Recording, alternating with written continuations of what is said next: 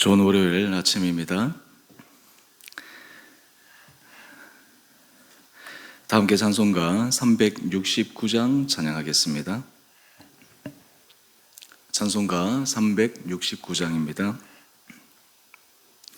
죄짐 맡은 우리 구주 어찌 좋은 친군지 걱정 근심 무거운 짐 우리 주께 맡기세. 주께 고함 없는 고로 복을 받지 못하네. 사람들이 어찌하여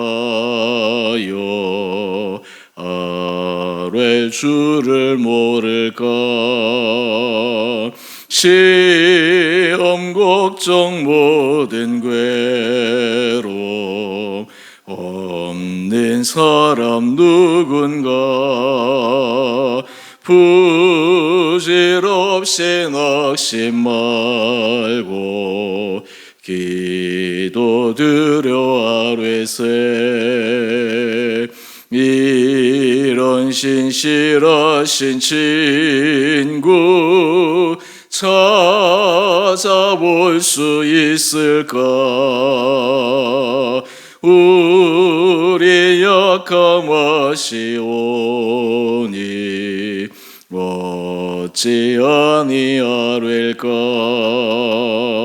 근심 걱정 무거운 짐 아니신 자 누군가. 피난처는 우리 예수 주께 기도드리세. 세상 친구 멸시하고 너를 조롱하여도 예수 품에 안기어서 참된 위로 받겠네. 아멘.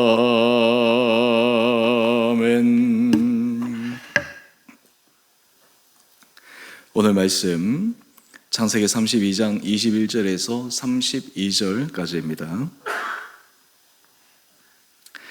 그 예물은 그의 앞서 보내고 그는 무리 가운데서 밤을 지내다가 밤에 일어나 두 아내와 두 여종과 11 아들을 인도하여 약복 나루를 건널세. 그들을 인도하여 시내를 건너가게 하며 그의 소유도 건너가게 하고 야곱은 홀로 남았더니 어떤 사람이 날이 새도록 야곱과 씨름하다가 자기가 야곱을 이기지 못함을 보고 그가 야곱의 허벅지 관절을 치매 야곱의 허벅지 관절이 그 사람과 씨름할 때에 어긋났더라. 그가 이르되 날이 세려하니 나로 가게 하라. 야곱이 이르되 당신이 내게 축복하지 아니하면 가게 하지 아니하겠나이다. 그 사람이 그에게 이르되 내 이름이 무엇이냐. 그가 이르되 야곱이니이다. 그가 이르되 내 이름을 다시는 야곱이라 부를 것이 아니요 이스라엘이라 부를 것이니 이는 내가 하나님과 및 사람들과 겨루어 이겼음이니라. 야곱이 청하여 이르되 당신의 이름을 알려주소서. 그 사람이 이르되 어찌하여 내 이름을 묻느냐 하고 거기서 야곱에게 축복한지라.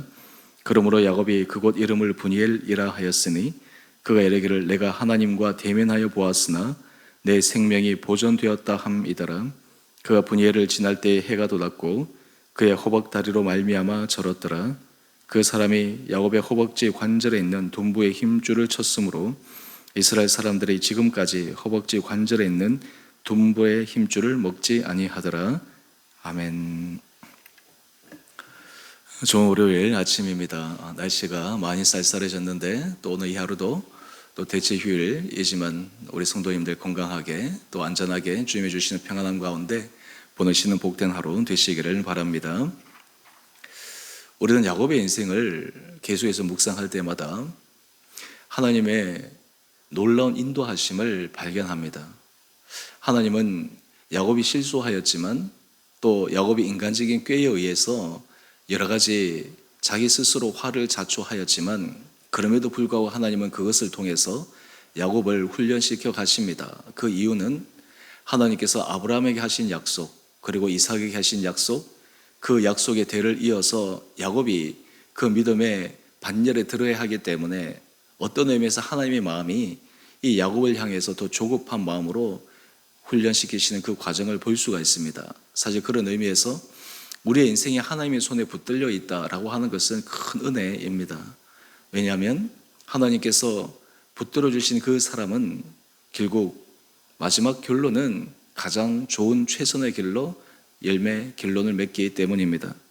오늘 우리 본문 묵상하기 전에 어제 묵상한 내용을 잠시 살펴보면, 우리 한 두 장 넘겨보시면 창세기 32장 20절 말씀을 보면, 야곱에게 있어서 오랫동안 마음에 무거운 짐이 있었습니다. 그것은 자신이 형에게 한 그 일, 자신이 그 당시에는 그저 장자권을 가져야 되겠다라고 하는 이 목적에 눈이 어두워서 에서의 심정도 헤아리지 못하고 그저 자기의 목적을 위해서 모든 방법을 동원해서 그 장자권을 가져왔고, 또 장자권을 통해서 축복을 받았는데 20년 동안 그가 라반의 집에 보내면서 형에 대한 그 마음이 남아 있었습니다.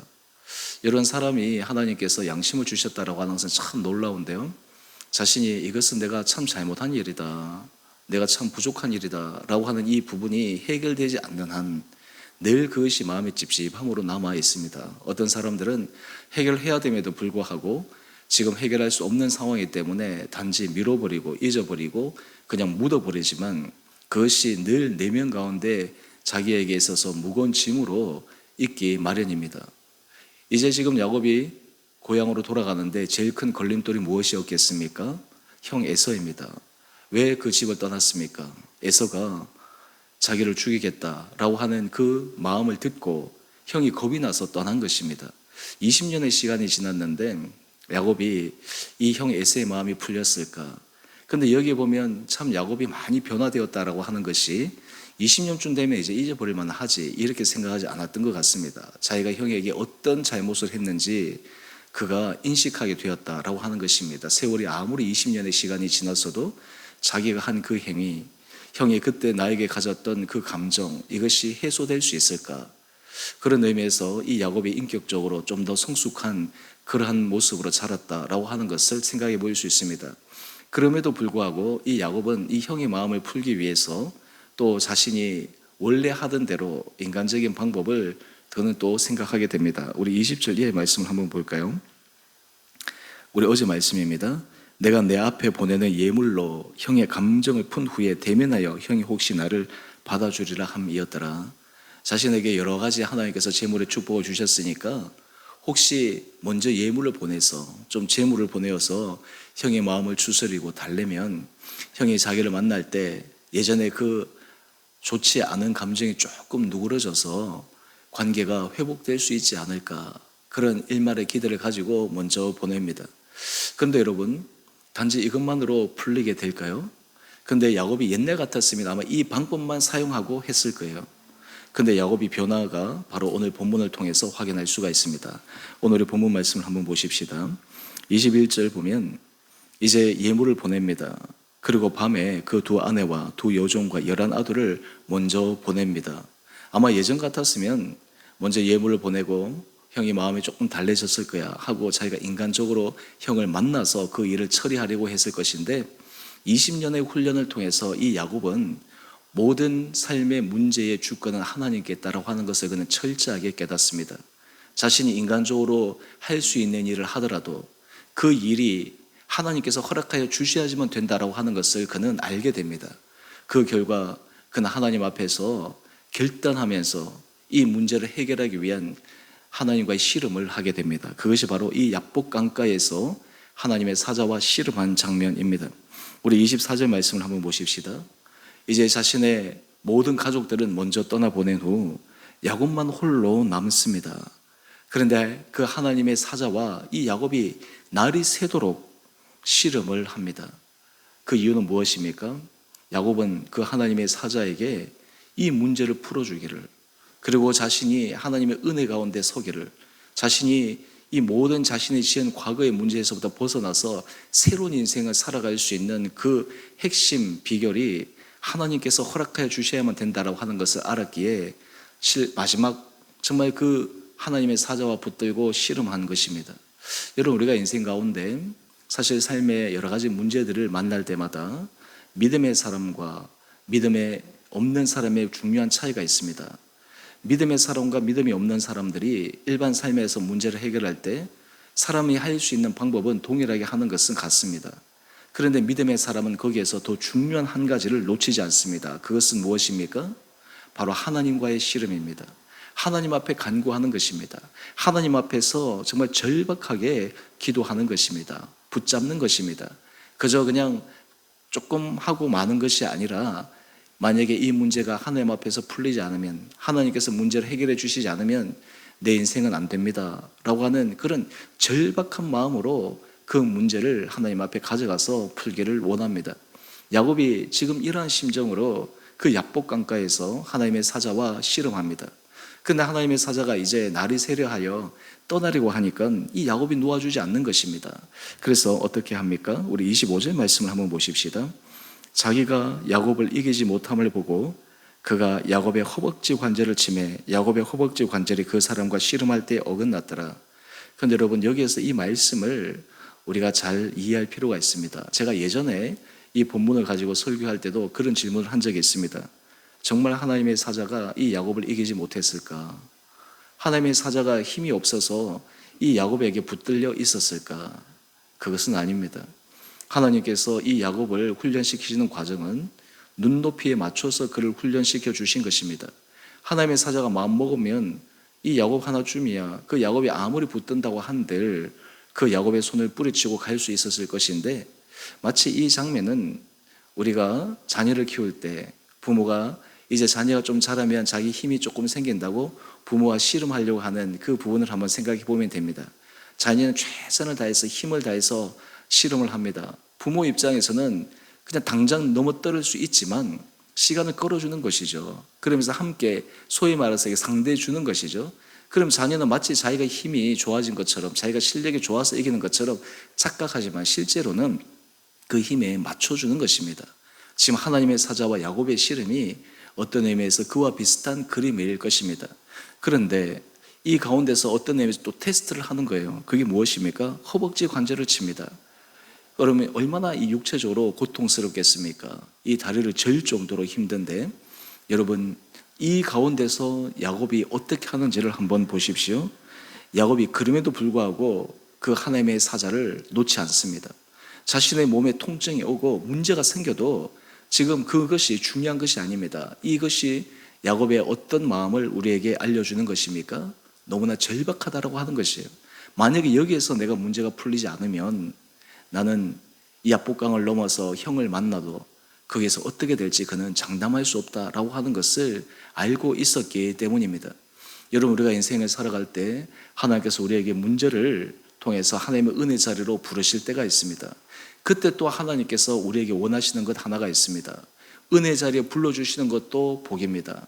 그런데 은혜 자리에 불러주셔서 그 은혜 자리에서 마치 야곱이 하나님의 사자와 씨름하는 것처럼 절박한 마음으로 하나님 앞에서 씨름하는 마음으로 하나님께서 이 문제를 해결해 주셔야 합니다. 하나님께서 이 문제를 바꾸어 주셔야 합니다. 나에게 분명한 사인을 주셔야 합니다 라고 하는 그런 간절한 마음으로 하나님 앞에 나가기를 또한 주님께서 원하시는 것입니다.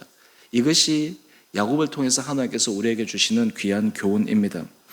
우리 26절 이하의 말씀을 한번 보십시다. 드디어 야곱이 이 테스트를 넘어갑니다. 마지막 관문의 테스트를 넘어갑니다. 얘기합니다. 날이 세례하니 나로 가게 하라. 그때 야곱이 얘기합니다. 당신이 내게 축복하지 아니하면 가게 하지 아니하겠나이다. 이 야곱의 그 간절한 마음의 중심이죠. 그랬더니 드디어 하나님의 사자가 이야기를 합니다. 내 이름이 무엇이냐? 여러분, 우리 하나님의 응답이 우리가 생각할 때는 하나님 응답해 주세요. 하나님 이 문제를 바꿔주세요. 마치 그냥 쉽게 딱 얘기를 하면 하나님이 바로 뚝딱 해결해 주시면 좋겠다. 이런 신앙 안에서 내가 살아갔으면 좋겠다. 그런 기대감이 있지만 사실 어떤 의미에서 하나님께서 성숙한 사람을 다루실 때는 문제 사안에 따라서 다르긴 하지만 어떤 경우는 그렇게 쉽게 문제가 풀려가는 것이 또한 은혜가 아닐 수가 있습니다. 왜냐하면 그 정도에서만 문제가 풀려가면 그 사람의 영적인 깊이와 영적인 성숙과 하나님에 대한 절대 의존의 감정이 결코 자라지 못하기 때문입니다. 오늘 야곱이 드디어 이 모든 관문을 넘어서 하나님의 사자가 내 이름이 무엇이냐 그때 얘기할 때 이 야곱이 자신의 간청을 다시 한번 이야기를 합니다.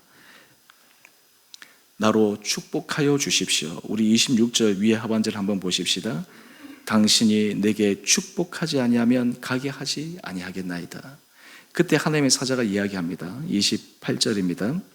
내 이름을 다시는 야곱이라 부를 것이 아니요 이스라엘이라 부를 것이라. 하나님께서 야곱의 이름을 야곱에서 이스라엘로 바꾸어 주십니다. 여러분, 이스라엘이라고 하는 이 야곱의 이름이 결국 하나님께서 아브라함의 후손 그리고 야곱의 자녀들을 통해서 이스라엘 지파라고 하는 전체 이름으로 불려지게 된 것입니다. 하나님께서 이 야곱에게 이런 은혜 복을 주셨을 때 이 야곱은 놀라운 고백을 하게 됩니다. 우리 30절 말씀을 한번 보십시다. 야곱이 그곳 이름을 브니엘이라고 합니다. 그러면서 왜 브니엘이라고 하였느냐? 내가 하나님과 대면하여 보았으나 내 생명이 보존되었다.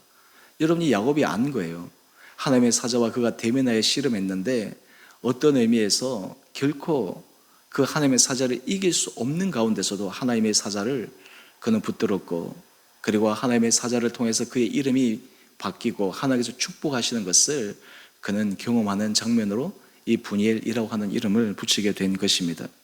오늘 여러분의 삶의 자리 가운데 우리가 하나님 앞에서 이 절박함으로 하나님 앞에 부르짖는 기도의 제목들이 있습니까? 또한 하나님께서 우리의 삶의 자리에 그런 우리의 간절한 하나님 앞에서의 드려지는 그 중심을 통해서 야곱을 이스라엘로 바꿔주시는 그 은혜의 축복이 우리 성도들 가운데도 있게 되기를 주님의 이름으로 축원드립니다. 우리 믿음의 사람들은 모든 인생의 문제의 근원이 하나님께 있다.